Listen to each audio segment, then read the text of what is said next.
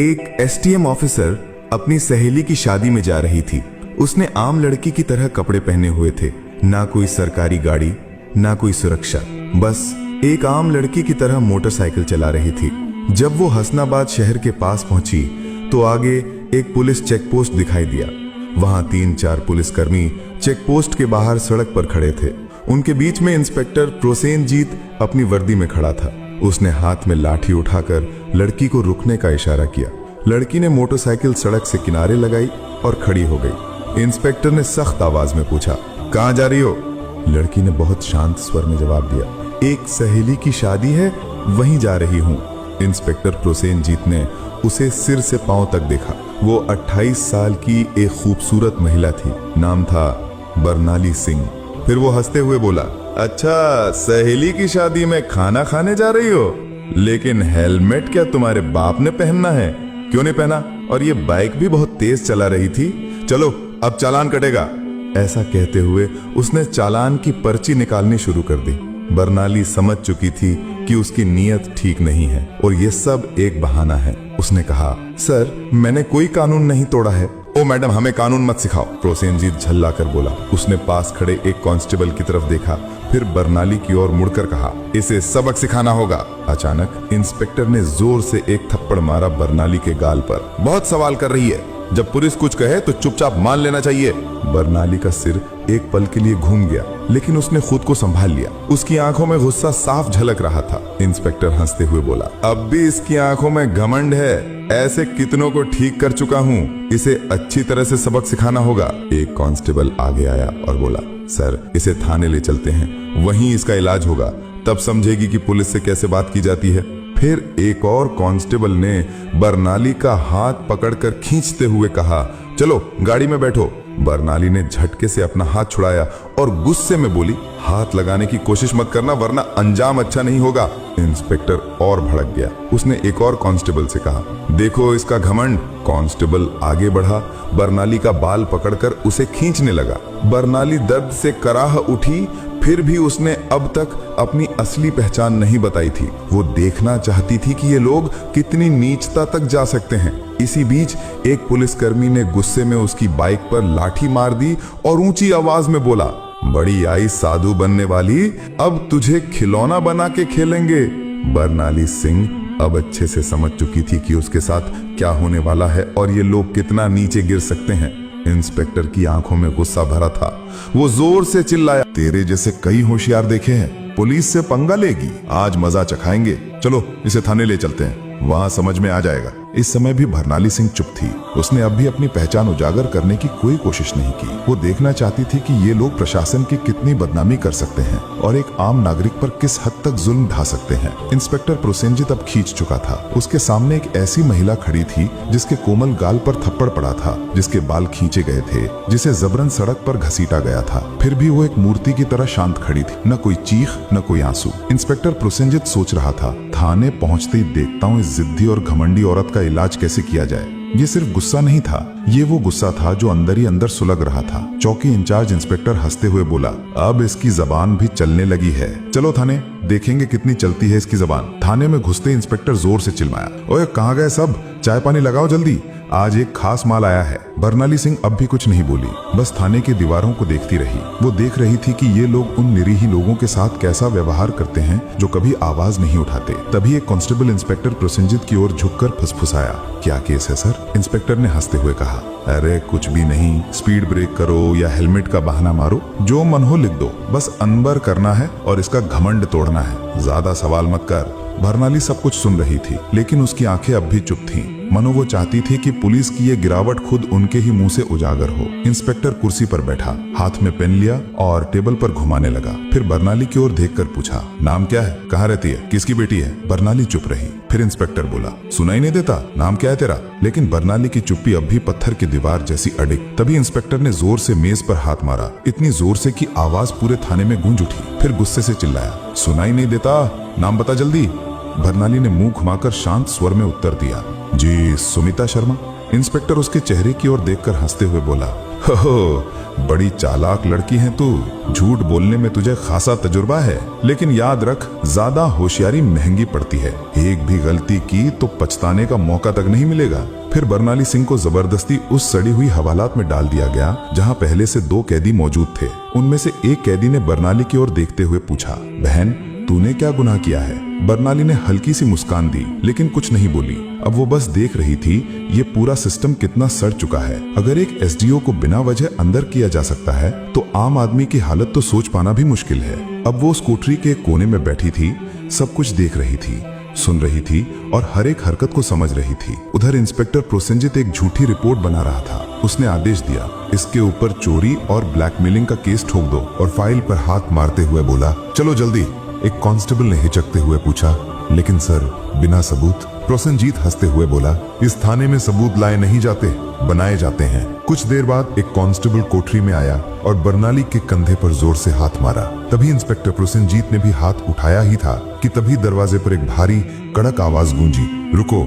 सभी लोग घूमकर दरवाजे की ओर देखने लगे। वहां सीनियर इंस्पेक्टर संजय वर्मा खड़ा था। उसकी छवि बाकी अफसरों से कुछ बेहतर मानी जाती थी। वो अंदर झांका और महिला की हालत देखकर उसके माथे पर बल पड़ गया। उसने सख्त स्वर में पूछा, ये सब क्या हो रहा है? प्रोसेनजीत हंसते हुए बोला, कुछ नहीं सर, एक सड़क की औरत ज्यादा अकड़ दिखा रही थी, सबक सिखा रहा हूँ। संजय ने बरनाली को ध्यान से देखा। उसका व्यवहार किसी आम महिला जैसा नहीं लग रहा था। उसने पूछा, इसका अपराध क्या है? प्रोसेनजीत थोड़ा घबरा गया और बोला, अब सर चेकिंग में बदतमीजी कर रही थी। अब संजय को शक होने लगा। उसने बरनाली से सीधे पूछा, तुम्हारा नाम क्या है? बरनाली फिर भी चुप रही। प्रोसेनजीत हंसते हुए बोला, देखिए सर, नाम भी नहीं बता रही है। अब संजय पूरी तरह सतर्क हो गया। उसने सख्त आदेश दिया, इसे अलग कोठरी में रखो, अकेले। प्रोसेनजीत चौंक गया। लेकिन सर, संजय ने कठोरता से कहा, मैं खुद इसके पास रहूंगा। उसके आदेश पर बरनाली को एक और अलग कोठरी में ले जाकर बंद किया गया। वो कोठरी पहले वाली से भी ज्यादा बदबूदार और अंधेरी थी। बरनाली ने चारों ओर नजर दौड़ाई। एक कोने में एक टूटी हुई मेज पड़ी थी और पास ही एक जंग लगी लोहे की छड़। अब वो इस सड़े गले सिस्टम का असली चेहरा और भी करीब से देख रही थी। हर एक पल उसकी आंखें ये समझ रही थीं, कानून अब सिर्फ फाइलों तक सीमित रह गया है। इसी बीच एक कांस्टेबल दौड़ते हुए आया और बोला, सर बाहर एक बड़ी गाड़ी खड़ी है। प्रोसेनजीत चौंक गया। पूछा, कौन सी गाड़ी? कांस्टेबल घबराते हुए बोला, सर सरकारी गाड़ी। प्रोसेनजीत तुरंत बाहर गया। गाड़ी के अंदर झांकते ही उसके होश उड़ गए। वो भागकर वापस आया और धीमी आवाज में बोला, सर। प्रोसेनजीत झुंझला कर बोला, क्या हुआ? कौन आया है? कांस्टेबल कांपते हुए बोला, सर कमिश्नर साहब आए हैं। प्रोसेनजीत का चेहरा फक पड़ गया। सीनियर इंस्पेक्टर संजय वर्मा भी सतर्क हो गया। अब मामला सीधे ऊपर तक पहुंच चुका था। कमिश्नर साहब थाने में दाखिल हुए। उनकी आंखों में गुस्सा साफ झलक रहा था। उन्होंने प्रोसेनजीत की ओर देखकर सख्त स्वर में पूछा, इंस्पेक्टर प्रोसेनजीत, ये क्या तमाशा चल रहा है यहाँ? प्रोसेनजीत घबरा गया और बोला, कुछ नहीं सर, एक छोटा सा केस है बस।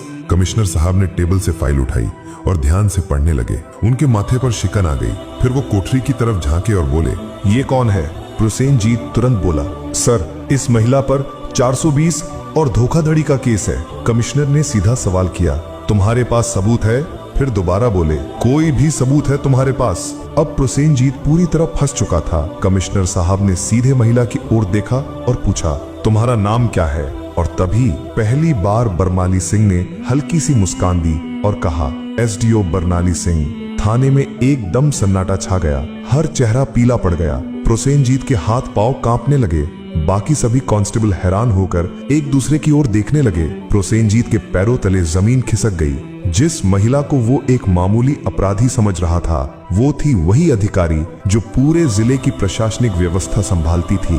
वो कोई आम औरत नहीं थी, वो थी स्वयं एसडीओ बरनाली सिंह। जिस महिला को सड़क पर घसीटा गया था, जिसके बाल खींचे गए थे, जिसे थप्पड़ मारा गया था, जब ये सच्चाई सबके सामने आई, पूरे थाने में हड़कंप मच गया। सभी कांस्टेबल स्तब्ध हो गए।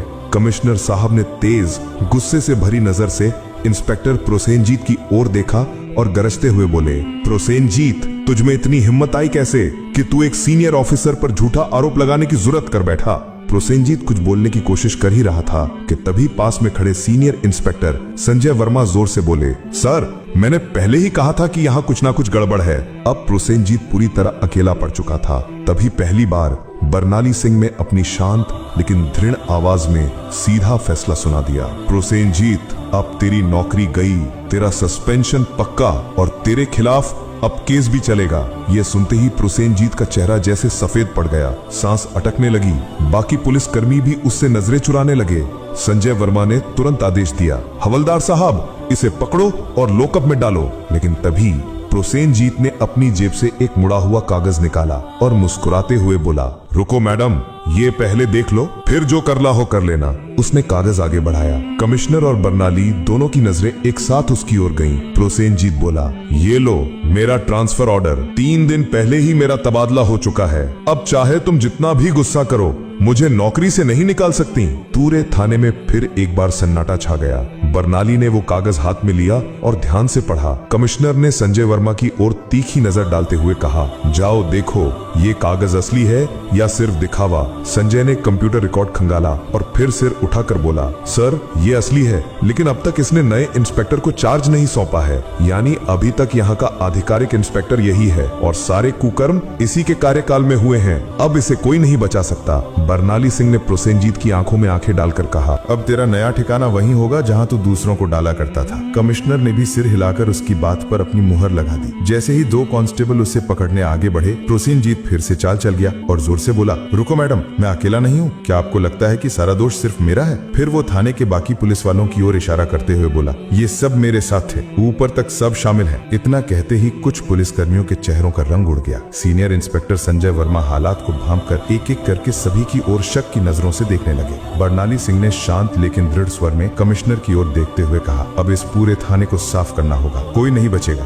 कमिश्नर ने भी सिर हिलाते हुए कहा, जो हुक्म मैडम, अब एक एक करके सबका हिसाब लिया जाएगा। ये बात मुंह से निकलते ही थाने के भीतर बिजली सी गिर गई। थाने के बाहर कुछ पत्रकार पहले से खड़े थे। उन्हें पहले से ही शक था कि थाने के अंदर कोई बड़ा घोटाला चल रहा है। जैसे ही उन्हें खबर मिली कि पूरा थाना लाइन हाजिर किया गया है, उन्होंने तुरंत मोबाइल से ब्रेकिंग न्यूज वायरल करना शुरू कर दिया। उसी वक्त एक चमचमाती गाड़ी थाने के सामने आके रुकी। दरवाजा खुला और स्वयं एसपी साहब बाहर आए। चारों ओर नजर दौड़ाई, हर चेहरे पर हवाइयां उड़ रही थी। थाने के सारे अफसर एक तरफ चुपचाप खड़े थे। एसपी साहब ने तीखे स्वर में पूछा, यहाँ कब से तमाशा चल रहा है? लेकिन कमिश्नर और थाना इंचार्ज दोनों एकदम चुप थे। तभी बर्नाली सिंह ने सीधे एसपी की आंखों में आंखें डालकर कहा, क्या तुम्हें लगता है तुम बच जाओगे? संजय वर्मा तुरंत एक फाइल निकालकर बर्नाली सिंह के हाथ में थमा दी। ये वही फाइल थी जिसमें एसपी साहब के सारे काले कारनामों का पर्दाफाश था। बर्नाली ने वो फाइल एसपी साहब की ओर बढ़ाते हुए कहा, लो देखो, इसमें तुम्हारे हर गुनाह का किराया लिखा है। एसपी साहब के माथे से पसीना बहने लगा। कमिश्नर ने बिना एक पल गंवाए तेज आवाज में आदेश दिया, पकड़ो इसे, तुरंत गिरफ्तार करो। पूरा थाना स्तब्ध रह गया। इतने बड़े अफसर को किसी ने पहली बार खुलेआम इस तरह चुनौती दी थी। एसपी की गिरफ्तारी के साथ ही पूरे जिले में तूफान आ गया। मामला दिल्ली तक पहुंच गया। मुख्यमंत्री तक खबर पहुंच चुकी थी और वहां से सीधे आदेश आया कि जिले में जितने भी अफसर मिलकर गड़बड़ कर रहे थे, सबको गिरफ्तार करो। अगले 2 ही दिनों में पूरे जिले से 40 से ज्यादा पुलिस अफसर, 10 से ज्यादा बड़े अधिकारी और कुछ राजनीतिक नेता भी गिरफ्तार कर लिए गए। हसनाबाद जिले की हवा ही बदल गई। अब चारों तरफ सिर्फ एक ही नाम था, एसडीओ बर्नाली सिंह। उनकी ईमानदारी और साहस की चर्चा हर जुबान पे थी। वो महिला जिसने पूरे सड़े गले सिस्टम को हिलाकर रख दिया था। अब प्रशासन में एक नई गति, एक नई सोच और सबसे अहम एक नया डर आ गया था। अब कोई भी ये नहीं कह सकता था मुझे कुछ नहीं होगा। बर्नाली सिंह का काम पूरा हो चुका था। उन्होंने साबित कर दिया था, अगर मन साफ हो, नीयत सच्ची हो, तो पूरा देश भी सुधारा जा सकता है। अगर आपने वीडियो को यहाँ तक देखा है तो प्लीज एक लाइक जरूर करें और चैनल को सब्सक्राइब करके हमारा साथ दें।